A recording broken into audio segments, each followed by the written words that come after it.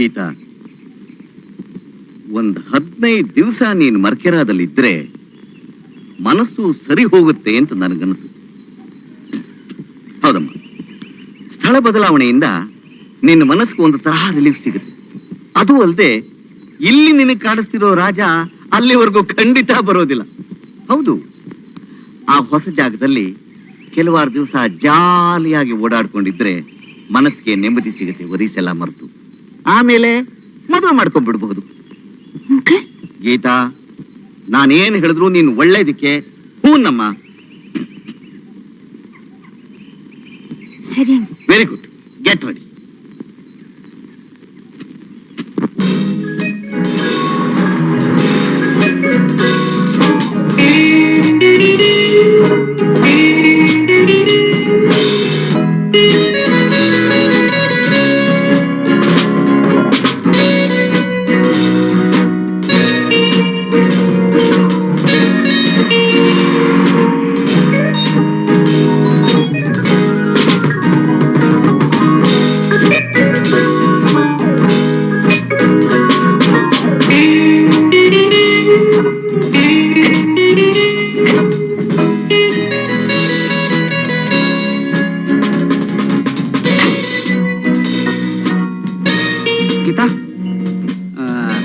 If you don't mind, ನನ್ನ ಫ್ರೆಂಡನ್ನು meet ಮಾಡಬೇಕಾಗಿದೆ. ಹೊರಡ್ಬಲ್ಲ?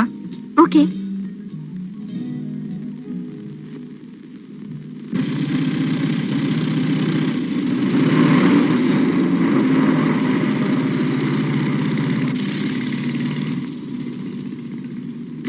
ಮೂರ್ತಿ,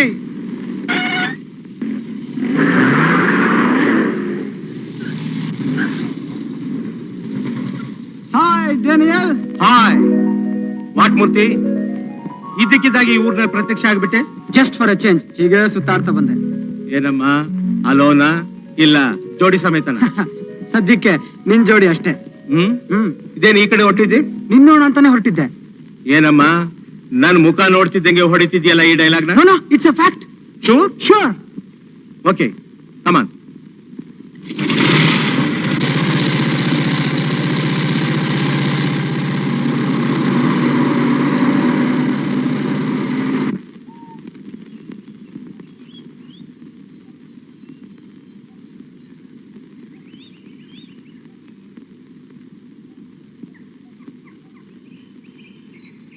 ದಿನದೇ ನೆನಪು ದಿನವೂ ಮನದಲ್ಲಿ.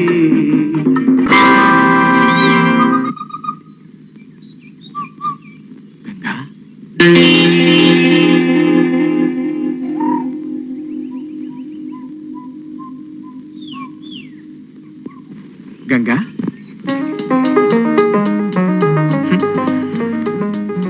ನನಗ್ ಗೊತ್ತು ಗಂಗಾ, ನೀನ್ ಇಲ್ಲಿ ಬಂದೇ ಬರ್ತೀಯ ಅಂತ.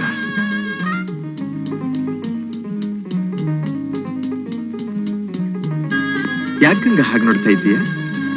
ಮನುಷ್ಯನೋ ಇಲ್ಲ ಪಿಶಾಚಿನೋ ಅಂತ. ಯಾಕೆ ನಿನ್ ಕಣ್ಣಿಗೆ ಅಷ್ಟು ಭಯಂಕರವಾಗಿ ಕಾಣಿಸ್ತಾ ಇದ್ದೀನ ನಾನು? ನಿಮ್ ವರ್ತನೆ ನನಗಷ್ಟು ಭಯ ಹುಟ್ಟಿಸ್ತಾ ಇದೆ. ನಾನಿಲ್ಲಿ ಬರ್ತೀನಿ ಅಂತ ಯಾರು ಹೇಳಿದ್ರು ನಿಮ್ಗೆ? ಹೂವಿಗೆ ಅರಳು ಅಂತ ಯಾರು ಹೇಳ್ತಾರೋ, ನದಿಗೆ ಹರಿ ಅಂತ ಯಾರು ತಿಳಿಸ್ತಾರೋ, ಗಾಳಿಗೆ ಬೀಸು ಅಂತ ಯಾರು ಆಜ್ಞೆ ಮಾಡ್ತಾರೋ ಅವರೇ. ಗಂಗಾ, ಪ್ರೇಮಿಗಳು ಅವರವರ ಹೃದಯದ ಮಾತನ್ನು ಕೇಳ್ತಾರೆ ಹೊರತು ಬೇರೆ ಯಾರ ಆಜ್ಞೆಗೂ ಸಿಕ್ಕೋದಿಲ್ಲ.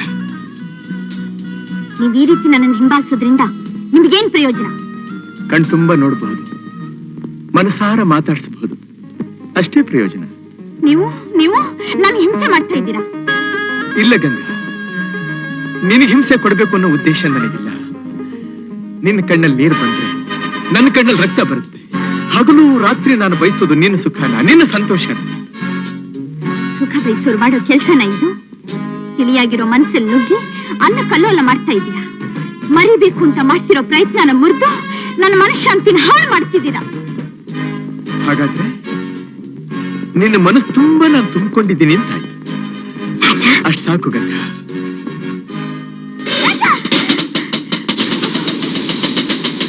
ಅಲ್ಲೋಡು,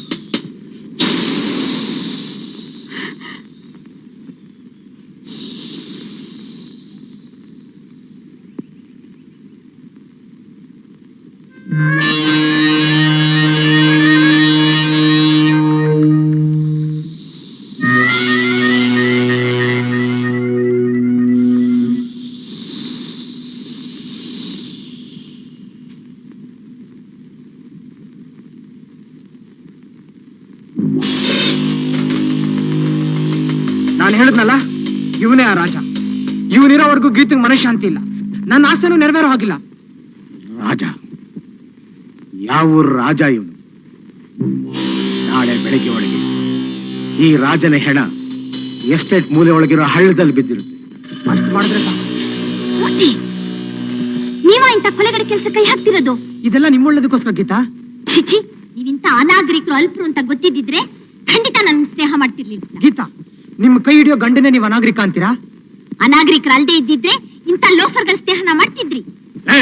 ಯಾರನ್ನೇ ಲೋಫರ್ ಅನ್ನೋದು? ನಿನ್ನೆ ಮೂರ್ತಿ, ಮೊದ್ಲಿ ದಾಂಡಿಗೆ ನಾಚಕ್ ತಳ್ಳಿ. ನನ್ನನ್ನು ತಳ್ಳೋ ಧೈರ್ಯ ಯಾವನಿಗಿದೆ? ಇವನು ಮಡಿಕೇರಿ ಹುಲಿ. ಹಾಗೋ, ಇರಿ ಇರಿ, ಅಂಕಲ್ಗೆ ಈಗ್ಲೇ ಫೋನ್ ಮಾಡಿ ನಿಮ್ಮಿಬ್ರಿಗೂ ಸರಿಯಾಗಿ ಮಾಡಿಸ್ತೀನಿ. ಡ್ಯಾನಿ, ಏಯ್ ಬಿಡು. ಡ್ಯಾನಿ, ಎಂತ ಕೆಲಸ ಮಾಡ್ಬಿಟ್ಟೆ ಡ್ಯಾನಿ? ಈಗ ಅವ್ರ ಅಂಕಲ್ ಗೊತ್ತಾದ್ರೆ ನಾವಿಬ್ರು ಕಂಬಿ ಅನಿಸ್ಬೇಕಾಗತ್ತೆ, ಗೊತ್ತಾ? ಇವನು ಮಡಿಕೇರಿ ಹುಲಿ ಇರಬಹುದು, ಆದ್ರೆ ನನ್ ಗತಿ ಹೇಳ್ತೀನಿ ಬಾ.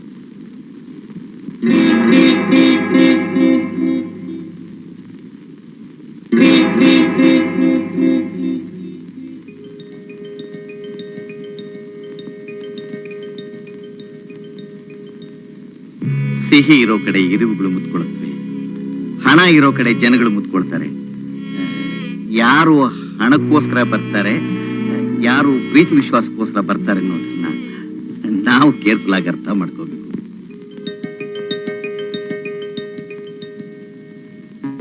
ಏನ್ ಗಂಗಾ, ಇಂಥ ಪ್ರಯೋಜಕನ ನಂಬೋದ್ ನೀನು? ನಡು ನೀರಿನಲ್ಲಿ ಕೈ ಬಿಡುವಂತ ಜನ ಇವರೆಲ್ಲ.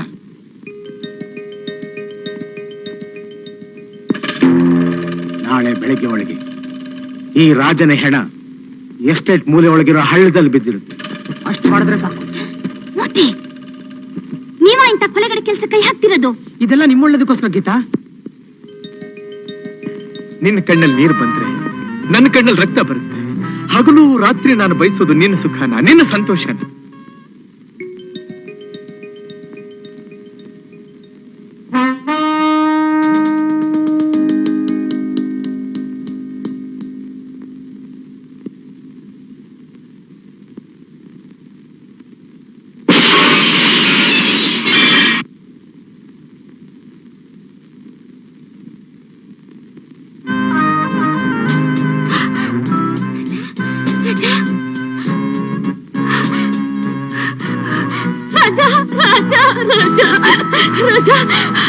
ಹೆದರ್ಕೋಬೇಡ, ಹೆದರ್ಕೋಬೇಡ.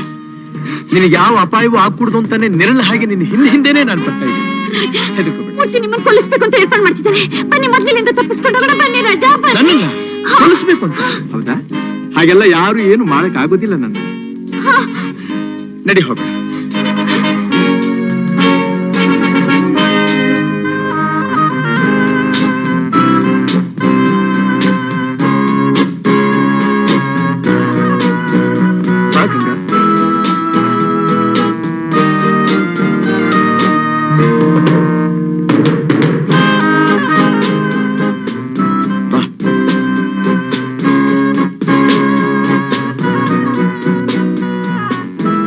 ಗೌರಿ,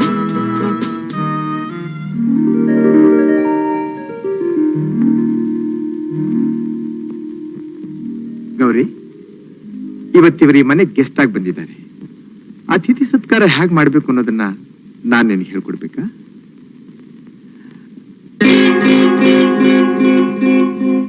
ಯಾಕೆ ಹಾಗೆ ಆಶ್ಚರ್ಯವಾಗಿ ನೋಡ್ತಾ ಇದ್ದೀಯ?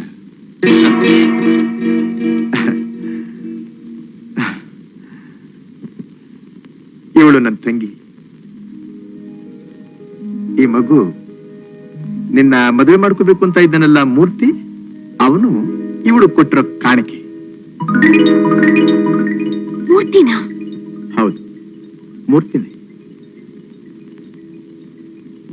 ಈ ವಿಷಯ ನಿಮ್ಗೆ ತಿಳಿಸೋ ಅವಕಾಶಕ್ಕೋಸ್ಕರನೇ ಈ ದಿವಸಕ್ಕಾಗಿ ನಾನು ಕಾಯ್ತಾ ಇದ್ದೆ.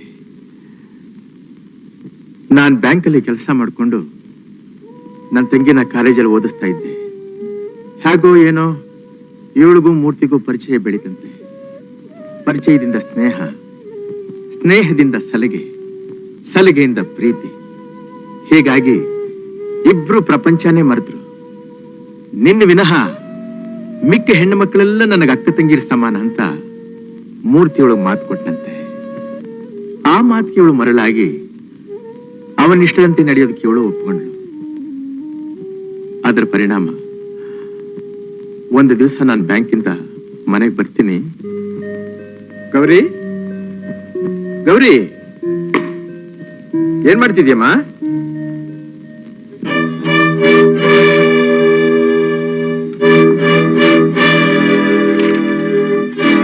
ಅಣ್ಣ, ನಾನು ತಪ್ಪು ಮಾಡ್ದವಳು.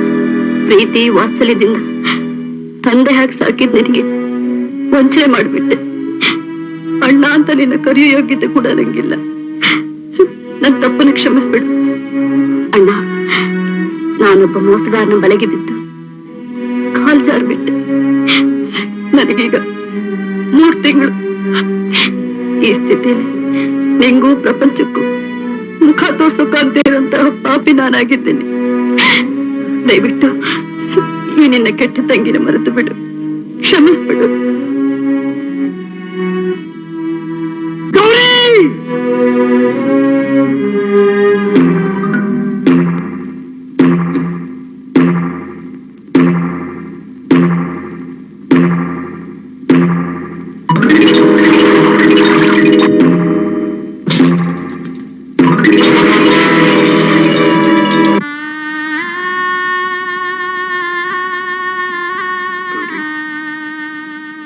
ಯಾಕಮ್ಮ ಮಾತಾಡಿದ ಮೌನವಾಗಿ ಕೂತ್ಬಿಟ್ಟೆ?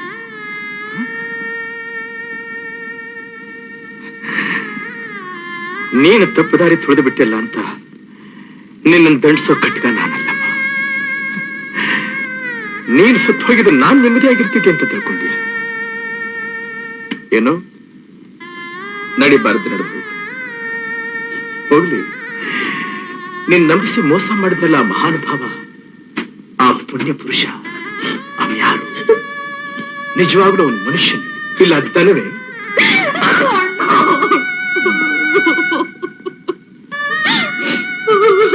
ಅವನ ಹೆಸರೇನು? ಮೂರ್ತಿ ಅಂತ.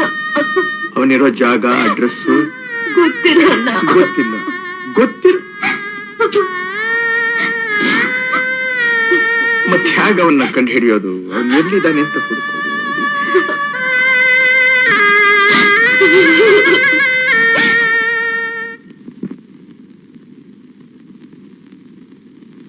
ಆ ಫೋಟೋ ಹಿಡ್ಕೊಂಡು ಊರೂರಲ್ದೆ ಎಷ್ಟೋ ದಿವಸಗಳ ಮೇಲೆ ಒಂದು ದಿನ ಅವನ್ನ ನಿನ್ನ ಜೊತೆ ಕಾರ್ನಲ್ಲಿ ನೋಡಿದೆ. ಆವತ್ತೇ ನಿಮ್ಮ ಮದುವೆ ನಿಶ್ಚಿತಾರ್ಥ ಅಂತನೂ ಗೊತ್ತಾಯ್ತು. ತಕ್ಷಣ ನಿಮ್ಮ ಅಡ್ರೆಸ್ ಪತ್ತೆ ಮಾಡಿ ನಿಮ್ಮ ಅಂಕಲ್ಗೆ ಫೋನ್ ಮಾಡಿ ಹೋಟೆಲ್ ರೂಮು ಬರ ಹೇಳಿದೆ. ನನ್ನ ಮಾತು ಗೌರವ ಕೊಟ್ಟು ತಾವಿಷ್ಟು ದೂರ ದಯಮಾಡಿಸಿದ್ದಕ್ಕೆ ತುಂಬಾ ಥ್ಯಾಂಕ್ಸ್. ಆಗಿರ್ಲಿ, ಅದೇನೋ ಕುಟುಂಬದ ವಿಷಯ ಮಾತಾಡ್ಬೇಕು ಅಂತಲ್ಲ, ಅದೇನು ಹೇಳ್ರಿ? ನಿಮ್ಮ ಅಣ್ಣನ ಮಗಳಿಗೆ ಗೀತಿನ ಮೂರ್ತಿ ಕೊಟ್ಟು ಮದುವೆ ಅಂತ ಕೇಳಿದೆ. ಹೌದು. ನಿಶ್ಚಿತಾರ್ಥ ಕೂಡ ಆಗಿರ್ಬೇಕಲ್ಲ? ಆಯ್ತು, ಅದಕ್ಕೇನಾಗಬೇಕೀಗ? ಏನಿಲ್ಲ, ಈ ಮದುವೆ ನಡೆಯೋ ಹಾಗಿಲ್ಲ, ನಡೆಸ್ಕೂಡ್ದು, ನಡೆಯಕೂಡ್ದು ಅಂತ ಹೇಳೋದಕ್ಕೋಸ್ಕರ ನಿಮ್ಮ ಮನೇಲಿ ಬರ ಹೇಳಿದೆ. 1000 ಸುಳ್ಳು ಹೇಳಿ ಒಂದು ಮದುವೆ ಮಾಡಬೇಕು ಅಂತ ದೊಡ್ಡವರು ಹೇಳಿದ್ದಾರೆ. ಆದ್ರೆ ಒಂದು ನಿಜ ಹೇಳಿ ನಾನು ಈ ಮದುವೆ ನಿಲ್ಲಿಸಬೇಕಾಗಿದೆ. ಏನ್ರಿ ಆ ನಿಜ? ಈ ನಿಮ್ಮ ಮೂರ್ತಿ ಒಂದು ಹೆಣ್ಣನ್ನ ಪ್ರೀತಿಸಿ ನಂಬಿಸಿ ಬೇಕಾದಷ್ಟು ಆಸೆಗಳನ್ನ ತೋರಿಸಿ ಅವಳಿಗೊಂದು ಮಗುನ ಕಾಣಿಕೆಯಾಗಿ ಕೊಟ್ಟು ಓಡ್ ಬಂದಿದ್ದಾನೆ. ಆ ಹೆಣ್ಣು ಬೇರೆ ಯಾರು ಅಲ್ಲ, ನನ್ನ ಒಡ ಹುಟ್ಟಿದ ತಂಗಿ. ಏನು ಮಾತಾಡ್ತಿದ್ದೀರೇನೋ ಜ್ಞಾನ ಇದೆ ನಿಮಗೆ? ಅವರು ನಮ್ಮ ಫ್ಯಾಮಿಲಿ ಫ್ರೆಂಡ್ಸ್. ಆಗಿರೋ ಮದುವೆ ಮುಚ್ಚಿಟ್ಟು ನಮ್ಗೆ ಯಾಕ್ರಿ ದ್ರೋಹ ಬಗಿತಾರೆ? ಮೊದಲು ನೀವು ಅನ್ಕೊಂಡಿರೋ ಮೂರ್ತಿ ಯಾರನ್ನೋ ಸರಿಯಾಗಿ ತಿಳ್ಕೊಂಡು ಮಾತಾಡಿ. ನಾನು ಅಂದ್ಕೊಂಡಿರೋ ಮೂರ್ತಿ ಇವನೇ. ಇವನ ನಿಮಗೆ ನಂಬಿಕೆ ಇಲ್ಲದೆ ಹೇಳಿ, ಮೂರ್ತಿ ಎದುರಿಗೆ ನನ್ನ ತಂಗಿನ ಕರ್ಕೊಂಡು ಬಂದು ನಿಲ್ಲಿಸ್ತೀನಿ. ಏನ್ ನಡೀತು ಅನ್ನೋದನ್ನ ಅವಳ ಬಾಯಿನಿಂದನೇ ನೀವು ಕೇಳಬಹುದು. ಇದು ಬರೀ ಬಾಯಿ ಮಾತಿನ ಸಾಕ್ಷಿ. ನನಗೂ ಇವನಿಗೂ ಆಗೋದಿಲ್ಲ, ಅದಕ್ಕೆ ಇವನ ನಾಟಕ ಆಡ್ತಾ ಇದ್ದಾನೆ ಅಂತ ಮೂರ್ತಿ ಅಂದ್ರೆ ನೀವೇನ್ ಮಾಡ್ತೀರಿ? ನಾಳೆ ನನ್ನ ತಂಗಿಗಾದ್ಗತಿ ನಿಮ್ ಮಗಳಿಗೂ ಆಗಿ ಅದೇ ಮಾತನ್ನ ಮೂರ್ತಿ ನಿಮಗೆ ಹೇಳಿದ್ರೆ ಆಗ ನೀವೇನ್ ಮಾಡ್ತೀರಿ? ರಾಯರೇ, ಮೂರ್ತಿ ಪ್ರೀತಿಸ್ತಾ ಇರೋದು ನಿಮ್ಮ ಮಗಳು ಗೀತನಲ್ಲ, ನಿಮ್ಮ ಆಸ್ತಿನ. No no no no impossible. ರೀ, ನೀವ್ಯಾರೋ ನಂಗೆ ಗೊತ್ತಿಲ್ಲ. ನೀವೇನ್ ಹೇಳಿದ್ರು ನಾನು ನಂಬಲ್ಲ. ನೀವೇನೋ ಹಂಬಾಕ್ ಮಾಡಕ್ ಬಂದಿದ್ದೀರಿ ಅಂತ ನಾನು ಹೇಳ್ತೀನಿ. ನೋಡ್ರಿ, ಯಾವ ಕಾರಣಕ್ಕೂ ಈ ಮದ್ವೆ ನಿಲ್ಲೋದೆಲ್ಲ ನಡೆಯುತ್ತೆ. ಓಹೋ, ಇಷ್ಟು ಬೇಗ ಮೂರ್ತಿ ಆಯುಸ್ ಮುಗಿತಾ ಬಂದಿರ್ಬೇಕಾದ್ರೆ ಏನ್ ಮಾಡೋಕ್ಕಾಗುತ್ತೆ? ಏನ್ ನಡಿಬೇಕೋ ಅದು ನಡೆದೇ ನಡೆಯುತ್ತೆ. ಏನಪ್ಪ ನೀ ಹೇಳ್ತಾ ಇರೋದು? ಮೂರ್ತಿ ಅಂಥ ಮನುಷ್ಯನ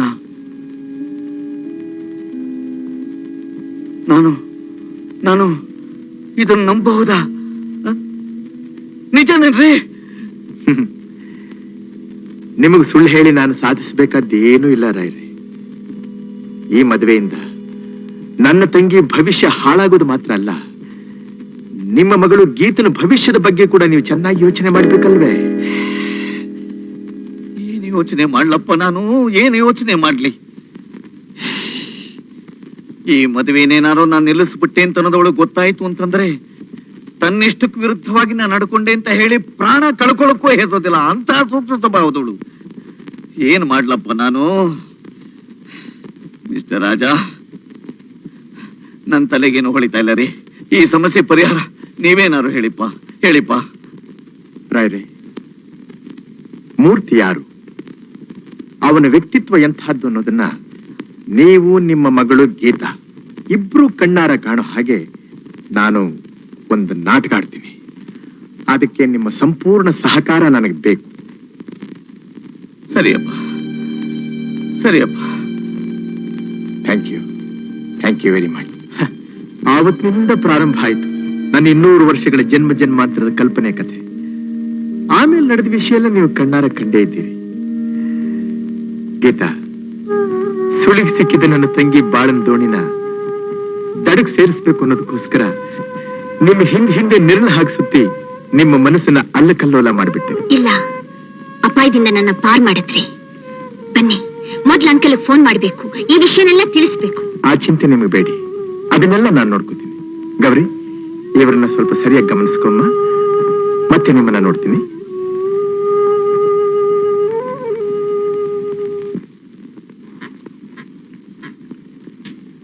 ಏನ್ ಯೋಚನೆ ಮಾಡ್ತಿದ್ಯಾ? ಟೇಕ್ ಇಟ್ ಈಸಿ ಬಾಯ್. ಒಂದ್ಸಲ ಅವಳನ್ನ ಕೆಡಿಸ್ಬಿಟ್ರೆ ಮುಗೀತು. ಆಮೇಲೆ ಅವಳನ್ನ ಮದುವೆ ಮಾಡ್ಕೊಳ್ಳೋದು ಯಾರು ಬರ್ತಾರೆ? ಆವಾಗ ಅವಳ ಅಂಕಲ್ ನಿನ್ನ ಹತ್ರ ಬಂದು ನಿನ್ ಕಾಲು ಹಿಡ್ಕೊಂಡು ನೀನೇ ಗತಿ ಮೂರ್ತಿ ಅಂತ ಬೇಡ್ಕೊತಾರೆ. ದಾನಿ ಇದ್ರಲ್ಲಿ ಹೆಚ್ಚು ಕಡಿಮೆ ಆದ್ರೆ ಅಡ್ಕಸ್ಬಿ ಆಡ್ದಂಗ ಆಡ್ಬೇಡ. ಗೋ ಹೆಡ್.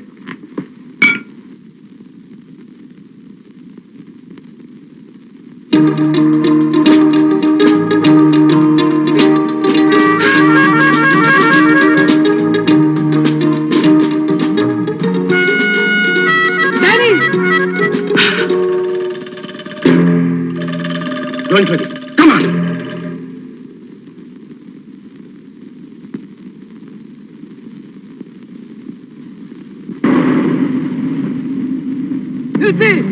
ನಿಲ್ಸಿ. ಏನ ಸರ್, ಗೀತಮ್ಮನವ್ರು ಯಾರ ಜೊತೆ ಹೋಯ್ತಾ ಇದ್ರು? ಎಲ್ಲಿಗೆ ಹೋಗ್ತಿದ್ರು? ಆ ಬಂಗ್ಲೆಗೆ.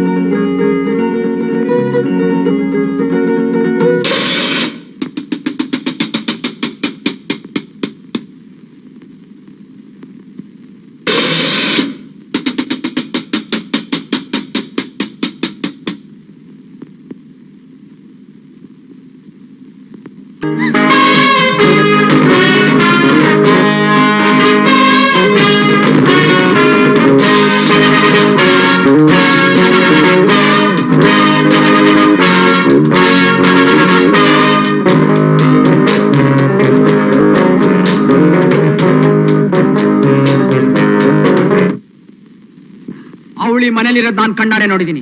ಮರ್ಯಾದೆಯಾಗಿ ಹೇಳ್ತೀಯೋ ಇಲ್ವೋ? ಇಲ್ಲ, ನಾನು ಹೇಳಲ್ಲ. ನೀನ್ ಹೇಳ್ತಾ ಇದ್ರೆ ಅವಳು ನನ್ ಕಣ್ ತಪ್ಪಿಸ್ಕೊಂಡು ಹೋಗ್ತಾಳೆ ಅನ್ಕೊಂಡಿದ್ಯಾ?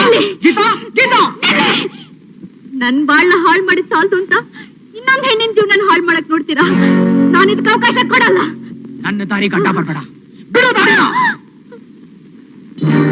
ಓಹೋ, ನೀನ್ ಇಲ್ಲಿದ್ಯಾ? ಮುಟ್ಟಿ ನನ್ನ ಮುಟ್ಬೇಡ. ಗೀತಾ ಬಿಡು ಮೂರ್ತಿ, ಬಿಡು ಮೂರ್ತಿ, ನಡಿ. ಬಿಡು ಮೂರ್ತಿ, ಬಿಡಿ, ಬಿಡು ಅವಳ. ಮೂರ್ತಿ, ಮೂರ್ತಿ, ಬಿಡು ಮೂರ್ತಿ, ಬಿಡು ಮೂರ್ತಿ. Come on. ಮೂರ್ತಿ, ಬಿಡು ಮೂರ್ತಿ.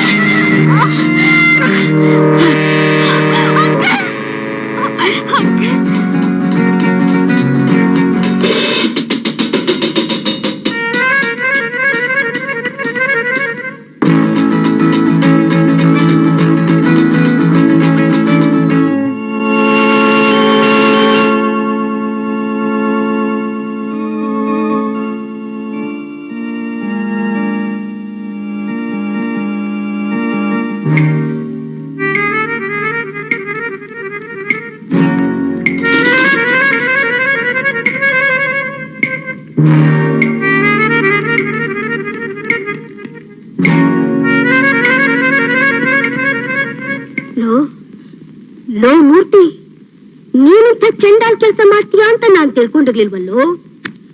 ಗಂಡಸಾಗ್ ಹುಟ್ಟಿದ ಸಾರ್ಥಕವಾದ ಕೆಲಸ ಮಾಡ್ದೆ ಕಣು. ಎಳೆ ಮಗು ಅಂತ ತಿಳ್ಕೊಂಡಿದ್ನಲ್ಲೋ ನಿನ್ನ. ಗುರುಮಘಾತಕ, ಗುರುಮಘಾತಕ ರೀ. ಏನ್ರಿ ಯೋಚನೆ ಮಾಡ್ತಾ ನಿಂತು ಬಿಟ್ರಿ? ಕೇಳಿದಿಕ್ಕೆಲ್ಲ 108 ಮನೆ ಹಳ್ಳ ಪಾಯಿಂಟ್ ಹಾಕ್ತಿದ್ರಲ್ಲ, ಹಾಕ್ರಿ. ಯಾವ್ದಾದ್ರೂ ಒಂದು ಪಾಯಿಂಟ್ ಹಾಕಿ ತಳ್ಳಿ ಜೈಲಿಗೆ. ಒಳಗ್ ತಳಿಸಿ ರೆಸ್ಟ್ ಕೊಟ್ರಿ ಏನೇ ಪ್ರಯೋಜನ? ಇನ್ನೂ 1 ಅಡಿ ಎತ್ತರ 2 ಅಡಿ ದಪ್ಪ ಬೆಳಿತಾನೆ ಅಷ್ಟೇ. ಜನ್ಮಕ್ಕಷ್ಟು ಬೆಂಕಿ ಹಾಕ. ಹೋಯ್ತಲ್ಲೋ ನಮ್ ವಂಶದ ಗೌರವ, ಹೋಯ್ತಲ್ಲೋ. ನಾನ್ ಬೀದಿಲ್ ತಲೆ ಎತ್ಕೊಂಡು ತಿರುಗಿದಾಗ ಮಾಡ್ಬಿಟ್ಟಲ್ಲೋ.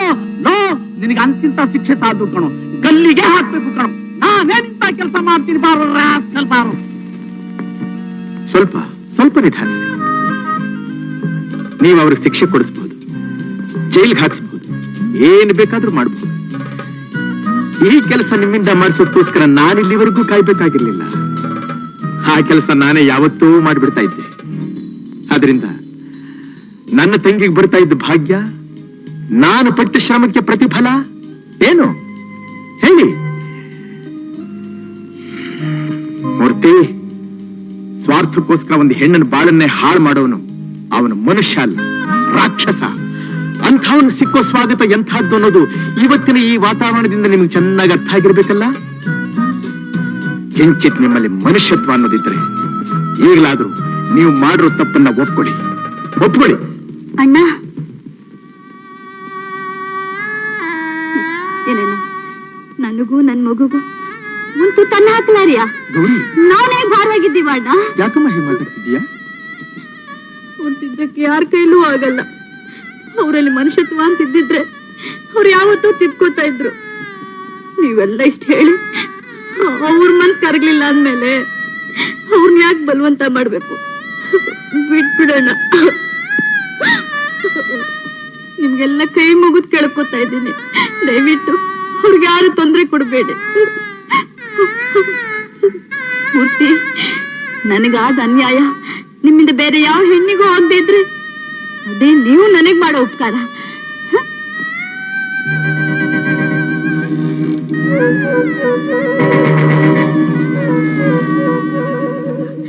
ಹೋಗಿ, ಹೊರಟೋಗಿ. ಇಲ್ಲಿ ನೀವು ಯಾರಿಗೂ ಹೆದರ್ಕೋಬೇಕಾಗಿಲ್ಲ, ನಾನಿದ್ದೀನಿ. ಧೈರ್ಯವಾಗಿ ಹೋಗಿ. ಏನ್ ಯೋಚನೆ ಮಾಡ್ತಾ ಇದ್ದೀರಾ? ಹೊರಟೋಗಿ.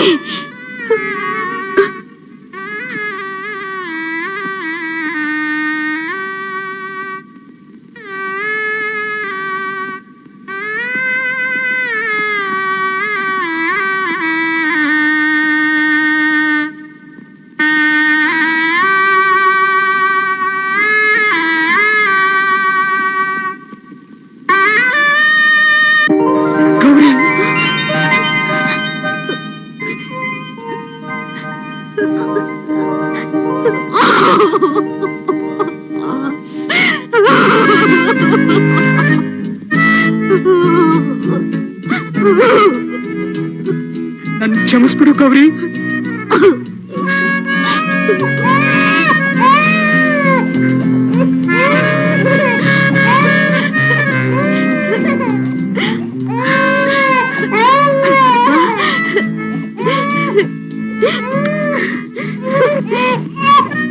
ಕಾಯ್ತಿದ್ಯಲ್ಲೋ, ಕರ್ಕೊಳ್ಳೋ.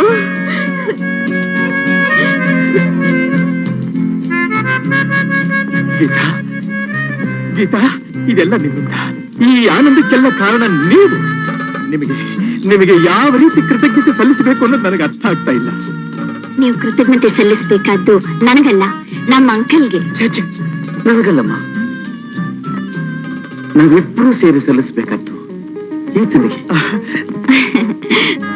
ಅಂಕಲ್, ನೀವು ಆಗಾಗ ಹೇಳ್ತಾ ಇದ್ರಿ, ನೀನ್ ಎಷ್ಟೇ ಜಾಣೆ ಆದ್ರೂ ಅನುಭವ ನನಗ್ ಜಾಸ್ತಿ, ದೊಡ್ಡವ್ರ ಮಾತನ್ನ ಕೇಳು ಅಂತ. ಆ ಮಾತಿನ ಅರ್ಥ ಇವತ್ ನನಗ್ ಗೊತ್ತಾಯ್ತು. ಬೆಲೆ ಬೆಲೆ ಅಂತೂ ದೊಡ್ಡವ್ರ ಮಾತಿ ಬೆಲೆ ಕೊಡ್ಬೇಕು ಅನ್ನೋದು ನಿನಗೆ ಗೊತ್ತಾಯ್ತಲ್ಲ. ಅಂದಮೇಲೆ ನೀನು ನಾನು ಹೇಳ್ದ ಕೇಳ್ಬೇಕು ಗೊತ್ತಾನೆ. ಈಗ ನಾನ್ ಸೆಲೆಕ್ಟ್ ಮಾಡಿದ ಗಂಡನ್ನೇ ನೀನು ಮದುವೆ ಆಗ್ಬೇಕು.